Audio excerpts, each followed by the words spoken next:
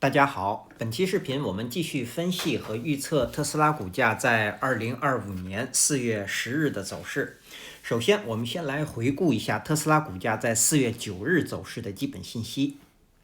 它的开盘价是224.69，收盘价是272.20，在盘中最高价是在274.69，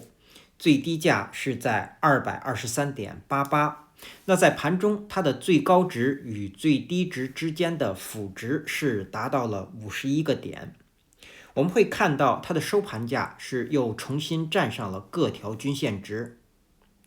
量，当日的成交量是2.19亿股，是前一个交易日的1.27倍量增，并且是抱有大的成交量。KD 值，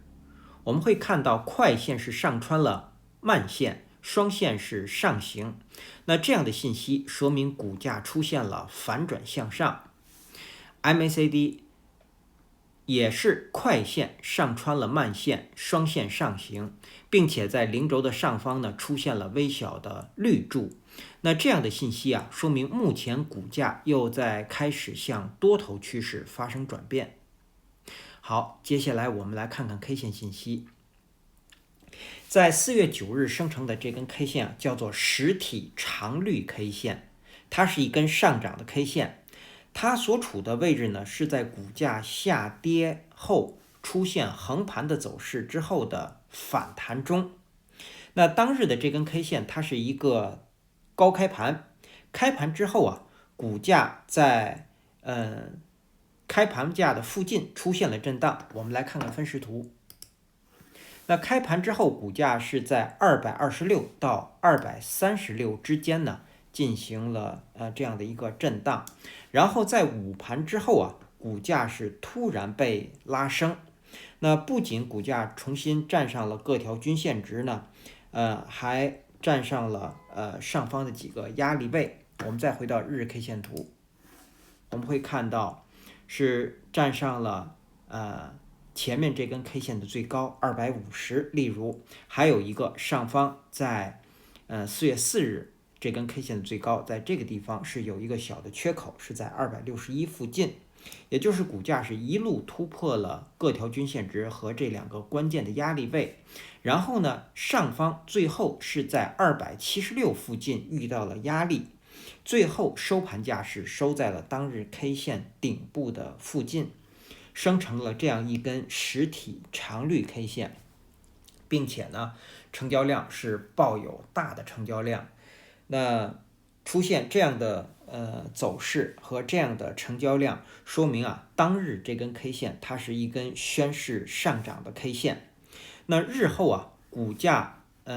只要不跌破这根绿 K 的最低，也就是224，或者还有一个位置就是这根K 线的中线，也就是在250附近。那么股价只要不跌破这两个位置，那么日后将会有一波上涨的行情。也就是说，日后这根 K 线的最低224将会成为一个强支撑。对，那强支撑我们补充不代表不能被跌破，而是说它是一个重要的标志位，因为我们会看到这根 K 线是抱有大的成交量的，那所以它的最低和最高都是重要的标志位。好，那么我们再来看，如果股价日后有继续上行的走势，那接下来上方的压力呢是除了在当日已经即将要遇到的276之外，上方还有一个285和292这两个高点，其中日后股价如果能够站上285这个压力位，将会瓦解目前的这个空头趋势。这个空头趋势呢是自3月27日以来建立的，这样的头低，下方有底低，所以一旦站上285，将会瓦解这个短期的空头趋势，所以285是一个关键的压力位。然后继续向上，我们会看到292这个位置也是一个强压力。那股价日后如果能够站上这个位置呢，我们会看到自特斯拉股价历史最高以来建立的这个空头趋势呢，将会被瓦解。我们会看到下方已经出现了底底低，上方呢，这是最后一个头。之前呢，我们一直在定义是304被站上才会瓦解这个空头趋势。但现在呢，由于股价出现了新低，然后呢，我们又等待了一个交易日，股价出现了反弹。那这样一来，实际上站上292，那么这个长期的空头趋势就会被瓦解。所以我们会看到股价在上行的过程当中，276、285、292这3个位置是非常强的压力，这是空头一定要守的位置，当然也是多头一定要突破的位置。好，那这是我们说这样一根反弹的 K 线有可能带来的上涨的点位。好，那么我们再来看股价如果出现回档呢，那目前这根实体长绿 K 线它的最中线也就是在250附近，然后还有它的最低224，这是强支撑，同时214也是强支撑，因为跌破了214呢，将会继续出现底底低，将会继续延续着这样一个空头的趋势。好，那所以我们从 K 线上来说，日后股价如果不选择突破，那么将会在292和214之间进行横盘。对，那一旦突破这2个点呢，也就相当于股价要选择方向了。好，这是我们从这根 K 线信息的解读。我们再来看看 K 线组合方面。那么在前2个交易日，也就是从4月7日和4月8日2个交易日的 K 线组合我们在前一期视频提到过，这是一根长红吞噬，也就是左边是一根中绿 K 线实体，中绿 K 线，右边是一个实体长红 K 线。那么右侧的长红实体包含左侧的长绿实体，那么这样的 K 线组合我们把它称作叫长红吞噬。长红吞噬在高位是变盘向下的K 线组合，那么在其他位置呢，它都是一个下跌的动能的一个 K 线组合。所以说日后也就是在接下来交易日，股价如果跌破了它们2根 K 线的最低，也就是214，那么股价将会有继续的下行。但是呢，在4月9日我们会看到股价是重新站上了各条均线值，当然也站上了这个 K 线组合，它们的最高是在4月7日这根 K 线的最高是251，那也就瓦解了这样一个下跌的动能。所以这样的一个长红吞噬的 K 线组合在4月9日出现这根 K 线之后已经被瓦解。当然我们刚刚从单一 K 线已经看到，就是日后股价如果出现回档跌破了224呢，那我们会看到将会有进一步的下行，甚至是继续这样一个空头趋势出现一个大幅的下跌。所以虽然目前股价出现了一个大幅的反弹呢，但是我们也要警惕后续股价的走势。好，那这是我们对 K 线信息的解读。接下来我们来看后续股价的走势。首先我们先来回顾一下前一期视频我们对4月9日股价走势的预测。那我们预测的第一个可能呢，股价会继续下行，收盘价会在219附近，是在这个位置。另外一个可能我们预测，当然还有一个可能是我们预测是收盘价在204。那第二个可能我们认为股价会出现反弹，然后呢，收盘价会在236附近。而实际在4月9日收盘价是在272.20，股价出现的是大幅的反弹。这与我们预测的反弹啊，不仅在收盘价的点位上相差较大，同时收盘价的性质是完全不同的。因为我们预测的236是连5日均线值都没有站上，而实际发生的反弹不仅站上了各条均线值，也突破了250和260这两个关键的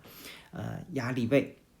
但是呢，我们预测的这个反弹的走势和实际是相同的，也就是股价都是高开盘，然后最低呢是没有低于214。那通常啊，股价在开盘之后啊，实际上它的开盘价就是当日的 K 线的一个比较强的一个支撑。对，好，那么对，也就是说，走势我们说开盘相同，然后呢，最低价也没有低于我们设定的这个位置。好，那么股价现在出现了一个大幅的反弹，所以我们先来看日后股价的上行。股价上行的第一个目标不变，依然是292，但是呢，现在的定义不同了，也就是说，股价日后站上292将会瓦解特斯拉股价自历史最高以来建立的空头趋势。原来我们一直定义的是304。好，那么在到达它之前，我们刚刚从 K 线信息其实已经给出了这几个重要的标志，压力位就是276，实际上是4月3日这根 K 线最高，还有285。这两个位置如果能够被突破，那么我们认为股价才有可能会到达292。对，否则呢，我们认为股价会遇到这两个位置会出现反转向下，或者出现回档。例如我们会看到在4月9日出现这样一个大幅的上涨之后，在接下来一个交易日，如果不能够突破它的前高，也就是276附近，那不能突破，那股价一定会出现一个回档的走势。那如果继续上涨呢，反弹到285，如果不能够突破呢，也很有可能在这个位置进行回档。对，好，这是在到达292之前的两个关键的压力位。然后第二个目标是304，304仅仅是压力位，它和第三个目标一样，367也是压力位，也就是之前我们定义的这些高点呢，都是股价反弹的目标，它们仅仅是压力位。股价反弹一定是这个目标就是前高。那么如果从大的这个趋势来看，那股价一旦在这个地方进行横盘，然后长时间横盘之后，一旦再出现上行呢，那么它的目标实际上就是这个不是历史的最高，而是前高，也就是它要反弹到起跌的那根 K 线。那么我们会看到股价的是在2024年12月18日这样一个空头，这个交易日的最高是我们会看到是一个起跌的 K 线。所以股价一旦反弹，除了克服各个压力位之后呢，目标实际上是收复这个跌幅。好，那这是我们说股价的上行，我们再来看股价的下行。股价下行的第一个目标，我们现在要调整一下，我们要把目前的这个目标呢调整到，这是观察位，我们把它移开。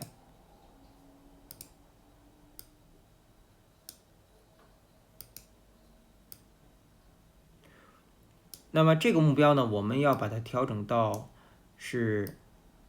4月7日这根 K 线的最低，也就是在214这个位置。好，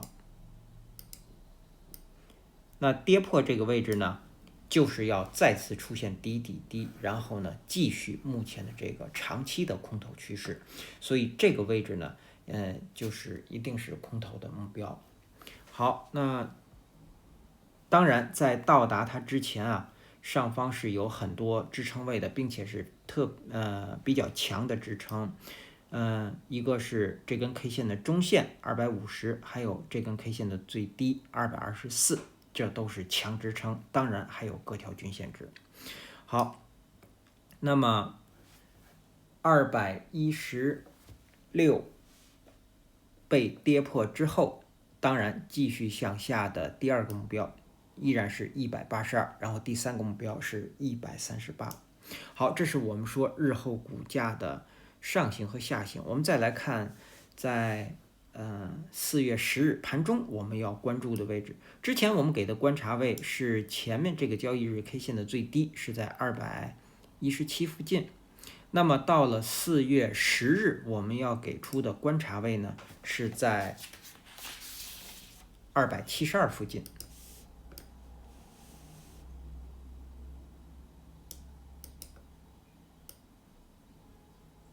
272就是前一个交易日的收盘价，也就是这根实体长绿 K 线实体部分的上沿。那在接下来一个交易日，股价如果能够在它的上方运行，我们认为股价会有继续反弹的走势。但是如果是在它的下方运行呢，股价很有可能会出现回档。一旦出现回档呢，我们认为在20日均线值这个位置呢，将是一个比较强的支撑，是在257到258附近。好，那这是我们关注272的理由。接下来我们再来看看技术上的操作建议和规律。那目前呢，或者我们说之前我们在4月7日收盘价在233附近，我们给出了5%进场强反弹的技术上的操作建议，获利目标是从249到250这个位置。那么在4月8日盘中，那这个仓位很有可能是获利出场了。但是呢，如果没有获利出场，继续持有，我们给的止损位一直是守214这个位置。所以呢，到了4月9日应该是继续持有的。那在4月9日收盘价在272这个位置，那我们是可以继续5%加仓。这样一来，我们的仓位将会达到10%。那么成本价呢，是在252附近，是在这个位置。好，那么对于这个仓位，既然我们加仓，那就是说我们要准备加仓做多了。那对于这样一个多头的仓位呢，到了4月10日，我们要给出的止损位是由原来的214，我们要提升到224，就是守这根绿 K 的最低。当然，如果觉得目前股价波动比较大呢，也可以守成本位252，也就是设定好这个位置，一旦股价到达这个位置呢，可以就是自动出场。对，好，那么对，当然就是说我们想要继续做多呢，我们可以守224。当然，想要承担更大的风险呢，还可以守214这两个位置。好，那么之前呢，我们说在之前我们也是有一个仓位被止损出场了。那么如果一直是没有出场，还在持有的时候呢，现在我们每次给出的这个加仓的建议，或者建仓的建议，都是可以继续根据自己的情况去加仓进场的。对，好，那么如果之前在这个地方没有叫做进场强反弹，那么在272这个位置是可以5%进场这个强反弹的。那在这个位置进场，如果强反弹呢，目标位是在获利目标是在285到292之间。然后呢，这是获利目标。那这个或者说是继续持有，然后在日后呢，根据 K 线情况，我们再如果继续向上呢，我们再根据情况去加仓。那么对于在272这个位置进场的这个强反弹的仓位呢，那我们给出的止损位是守224。当然这样的一个幅度太高了，但是我们也可以去守5日均线值。5日均线值在4月10日，我们测算是在245到250之间，可以守250这个位置，实际上也可以守这根 K 线的中线。好，这是我们说的多头。我们再来看空头。空头现在要守的位置就是从上方的276到292，也就是股价在反弹在这个区域的时候是很容易出现遇压而出现反转向下的。那么空头现在的目标就是224，因为跌破了这个位置，我们认为股价一定会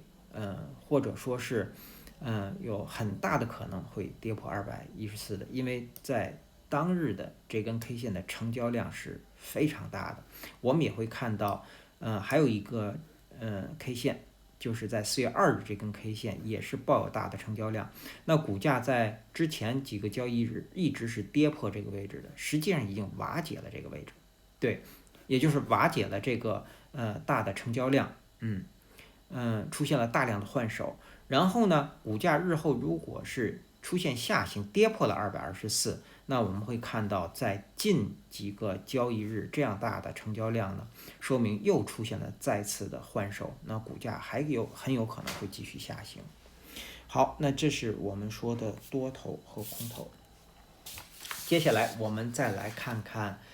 4月10日开盘之后的压力位和支撑位。首先到来的第一个压力位就是276，第二个压力位285，第三个压力位292，第四个压力位是304，第五个压力位我们给出是330，是这根 K 线的最高。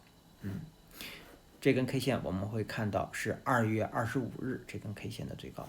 好，我们再来看下方的支撑。首先到来的支撑是当日新生成的10日均线值和20日均线值，它们的范围是从257到258之间，是在这个区域。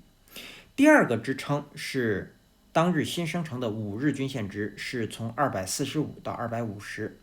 其中250也正好是这根 K 线实体的中线，这个位置是强支撑。好，接下来第三个支撑是224，第四个支撑是214，第五个支撑我们给出的是200整数关口。好，那接下来呢，我们在给出4月10日股价预测之前呢，我们先来回答网友提出的一些问题，或者我们来这个向大家解释一个问题。就是第一个问题是有网友留言说技术分析在遇到市场信息的时候还有用吗？尤其是目前在出现这样一个有关于关税的这样的一个市场信息之后我们会看到股价是出现了大幅的比如说反转向我们从 KD 值就会看到会有这个反转向上、反转向下，然后呢跌到低位又有反转向上，就是股价波动是非常大的。那么技术分析是不是还有用？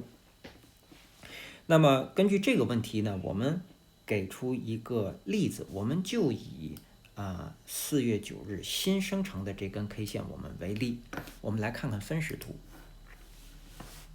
好，分时图呢，在当日这一期就是预测4月9日这期节目的时候呢，我们给出的第一个压力位是236到239。那我们会看到股价实际上在开盘之后呢，它是高开盘，然后呢我们会看到碰巧是在236这个地方是遇到了压力，然后呢回来再到这个地方再有压力，然后再向下，股价呢出现了一个起涨。那我们会看到这一波震荡的上行正好是到236，这个地方是最高点。那我们给出的压力位，第一个压力位就是236到239，在这个区域。好，那接下来我们会看到股价由于市场信息的影响呢，突然间出现了一个大幅的拉升。那拉升之后呢，我们接下来给的第二个压力位呢，是从251到254之间，是在这个区域。那我们会看到一路向上拉升是没有任何阻力的，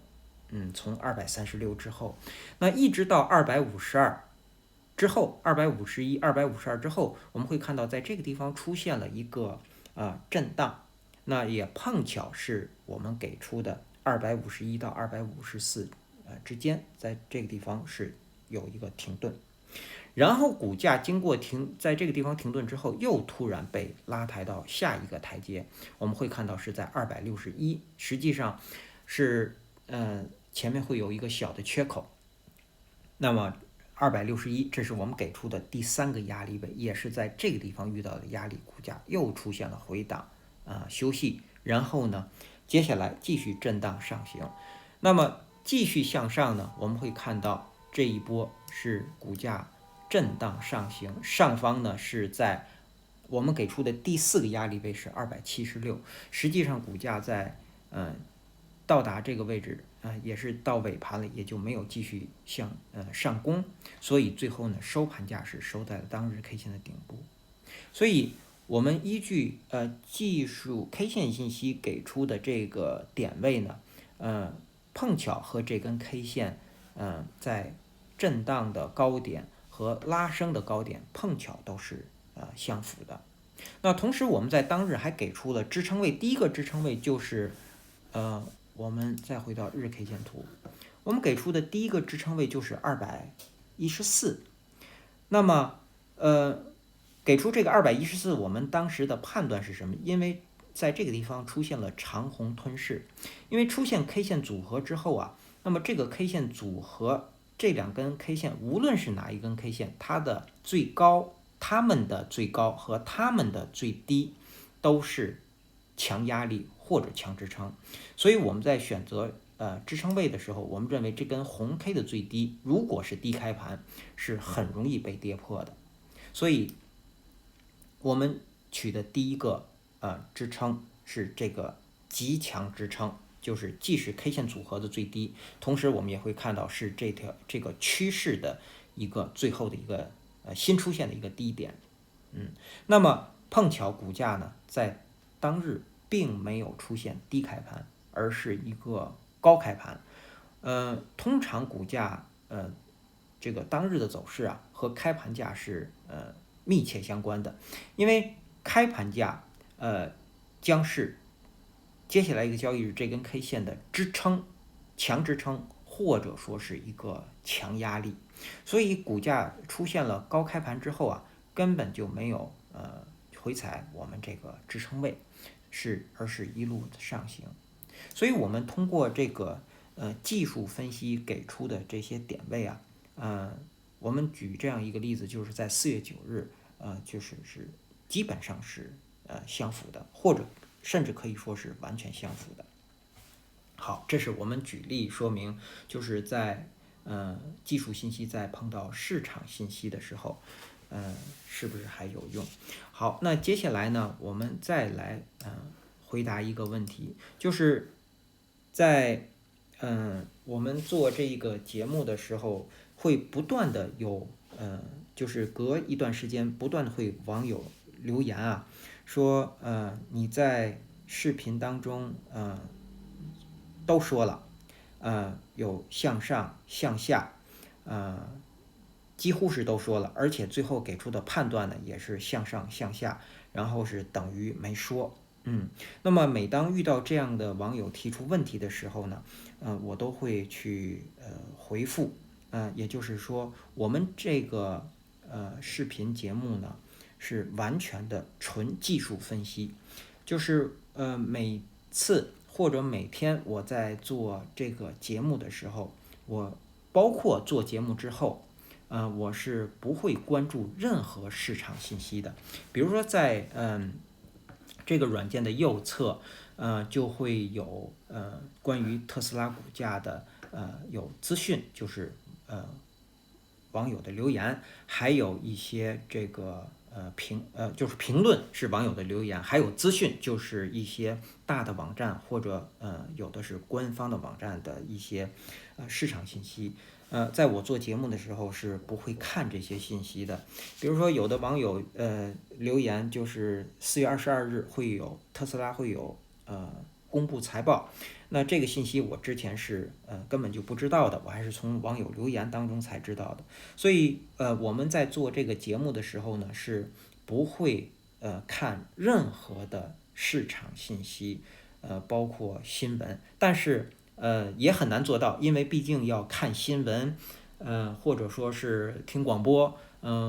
会知道这些信息，但是我们会尽量屏蔽这些信息对于我们做这个技术分析的一个最后给出判断的一个影响。好，那对，所以我会每次都会给网友留言呢，我们是纯技术分析。那每次有网友留言说你又说向上又说向下等于没说，其实我是非常高兴的。为什么呢？因为就是这说明我在做节目的时候呢，没有把个人的情绪或者个人的太多的意愿和观点带入到视频，而只是把这个关键的点位给出来了。其实我看到这些留言是我自己觉得很高兴。再举一个例子，就是在4月9日这期视频当中，有网友留言是，就是昨天听了你的视频之后呢，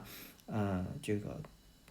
做空进场了，然后一觉醒来呢，就是股价出现了大幅的反弹。当我看到这样的信息的时候呢，实际上我是非常不舒服的，或者说是非常的难受。这说明我在做前一期视频的时候，我会把个人的一些情绪或者意愿，这个带入到视频，而影响了这个网友的一些判断。对，那这是我今后必须要去这个更正的，或者说是要杜绝的。因为这样的一旦影响了网友的判断呢，很可能会造成很大的损失。包括比如说在每一期做视频的时候呢，我都尽可能会想到向上和向下，在解释的时候呢，能够时间或者说是说的这个理由呢要均等一些。那否则在视频当中我一直在说下行下行，那么很有可能会影响这个听众的这个一个判断啊，认为主播可能会下行。甚至我在说不管是说上行和下行的时候，我说的都是要找到一定的根据。那听者会听起来会认为头头是道，非常有道理，然后越听越认为是这样，然后越听越认为是对的。对，这样一来呢，可能会影响这个网友的判断力。所以这一点上呢，我在今后也是应该是特别要注意的。好，那这是我对近期这个网友的留言的一个这样的一个解释，或者是说明。好，那我想总结一下，关于技术分析，从我在做这个频道的节目是有3年的时间，其中只有一次断更一个交易日，还有一次就是今年年初1个月的一整月断更，其他的交易日我是从来没有断更过的。那从这3年包括我学习的经历来看呢，技术分析，我指的是 K 线技术分析，其实也不是我说的，就是我也是学习来的，我自己的感受就是后知后觉。对，因为 K 线出来之后已经就信息已经固定了，它不会再有改变。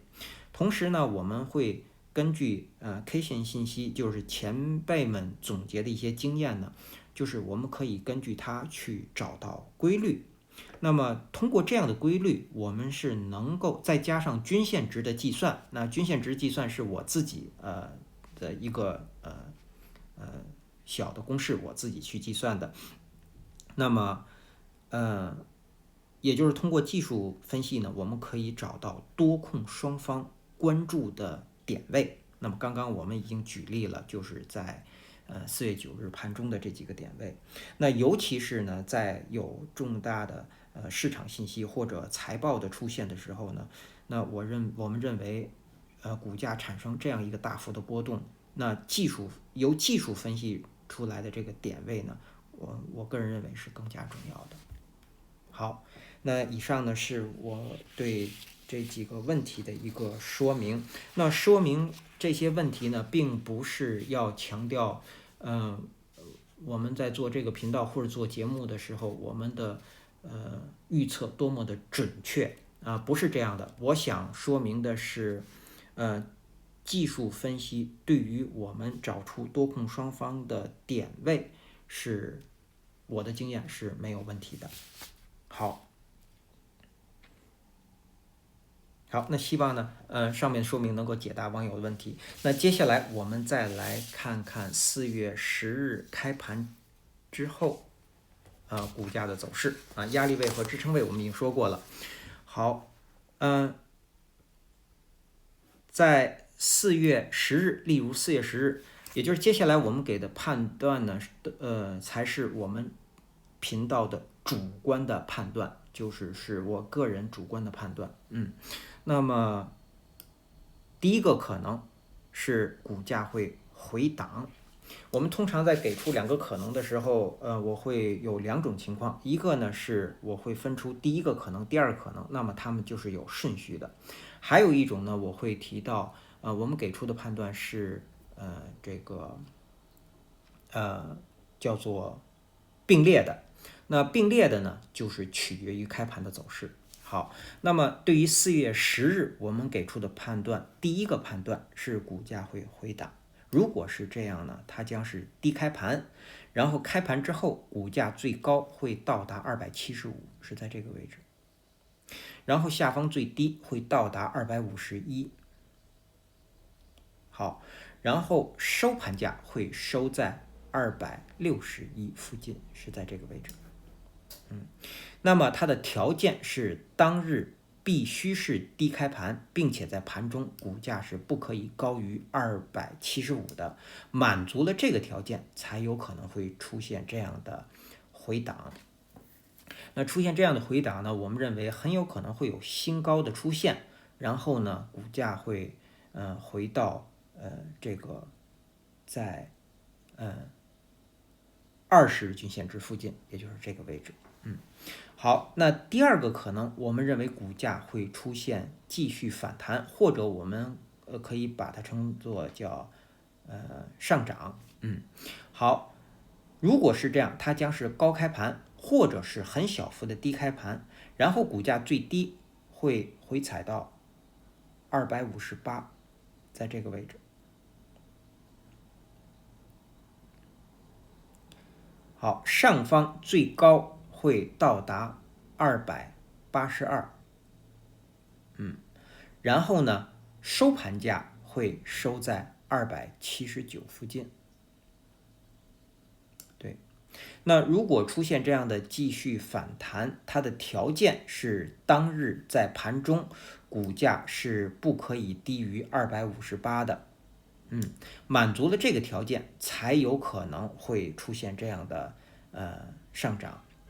好，那以上呢是我们对特斯拉股价在2025年4月10日走势的分析和预测。谢谢大家的收听收看，同时也向各位会员朋友的赞助表示感谢，谢谢大家。